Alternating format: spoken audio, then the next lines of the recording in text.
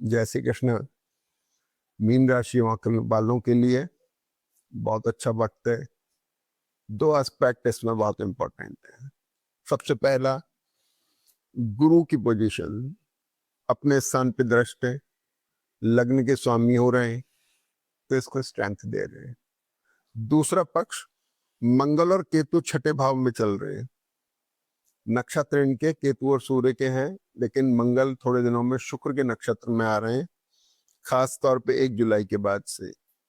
लेकिन ये मंगल केतु का कॉम्बिनेशन थोड़ा एक्यूट होता है, शत्रु नाशन कर रहा है, शत्रु नाशक हो रहा है।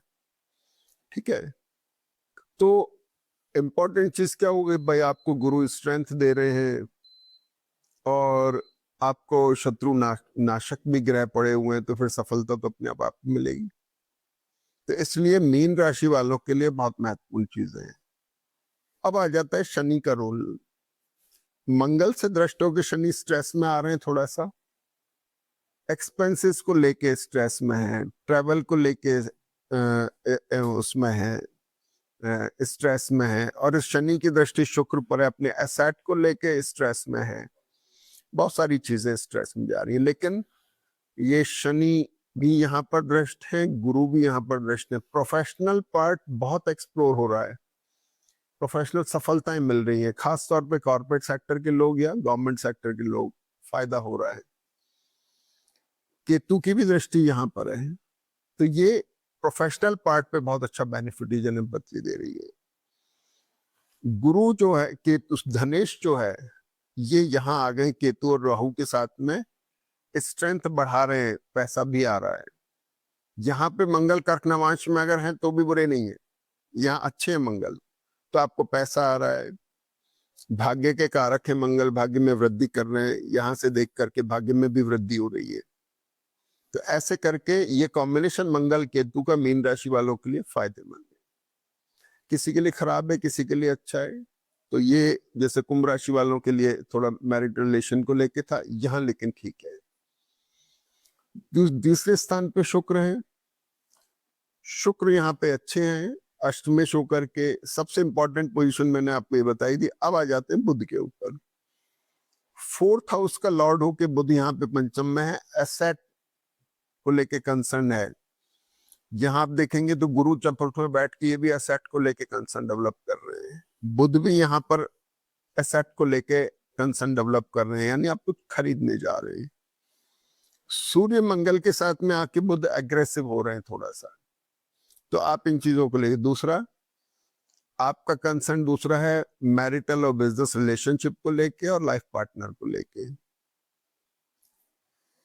अब आ जाते हैं हम यहाँ पर बुध मंगल सूर्य केतु के बीच में आ गए। 5th हाउस का मैंने बता दिया। 7th हाउस का लॉर्ड भी बुध है यहाँ पर, इस पर शनि की दृष्टि है। अब आ जाते हैं, ये अच्छा है, शनि की दृष्टि 12th लॉर्ड होकर के रिलेशनशिप को थोड़ा एक्सप्लोर कर रहा है, बढ़ा रहा है। अष्टम भाव के अंदर गुरु दृष्ट है और राहु की भी दृष्टि है। पेट की समस्या का ध्यान रखना है, गैस्ट्रिक प्रॉब्लम हो सकती है, ट्रैवल प्रॉन हो सकता है। नवम भाव जो है भाग्य का कारक हुआ, जो मंगल से दृष्ट होकर के और शुक्र से दृष्ट होकर के उसमें इजाफा दे रहा है, भाग्य में वृद्धि कर रहा है। ठीक है ना, ग्लैमरस कॉम्बिनेशन है, प्लीजेंट कॉम्बिनेशन है, भाग्य में वृद्धि कर रहा है। 10th हाउस का मैंने बताई दिया विवरण आपको, गुरु की दृष्टि की वजह से कंसर्न दिख रहा है और स्टेबल कर रहा है 10th हाउस को। ये 11th हाउस का लॉर्ड जो है, ये शनि आपका थोड़ा स्ट्रेस में, कंसर्न है उसको लेकर के, थोड़ा ध्यान रखना। और द्वादश के राहु की वजह से खर्च के प्रति ध्यान रखना है, और ये आपके ट्रैवल प्रॉन इसका करेक्टर है। ये राहु थोड़ा सा किसी तरह की जैसे हल्की फुल्की एलिमेंट भी दे सकते हैं, जैसे कमर से कंधे के बीच का पोर्शन हो गया, लेफ्ट राइट लेग हो गया, यहाँ पर थोड़ी बहुत स्ट्रेन डेवलप कर सकता है, खिंचाव आ सकता है, हल्की फुल्की इंजरी हो सकती है।